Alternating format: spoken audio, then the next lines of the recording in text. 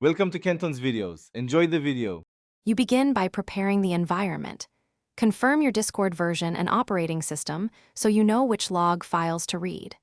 Once done, enable developer mode in user settings advanced so you can access ID and detailed traces. Then reproduce the exact setup action that produced the open setup log error while keeping Discord running. This creates fresh entries. Make sure to note the exact time and steps you took, because timestamps help isolate relevant log lines when you inspect the files. Next, locate the log directory for your platform. Windows uses %appdata%/discord, Mac uses ~library/application support/discord, and Linux uses ~. Config/discord. Open the latest log with a text editor or use tail F on a terminal to watch entries as you reproduce the issue. This gives live context.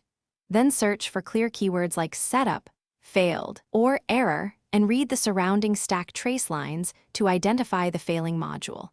If you see permission or network errors, those are common root causes. To resolve the issue, apply targeted fixes based on what the logs revealed.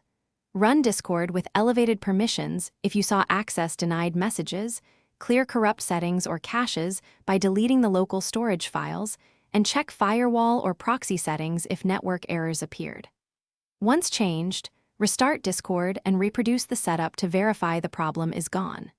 If it persists, capture a concise log snippet with timestamps and try a fresh user profile or reinstall. That often Thanks for watching. Consider subscribing if we helped you.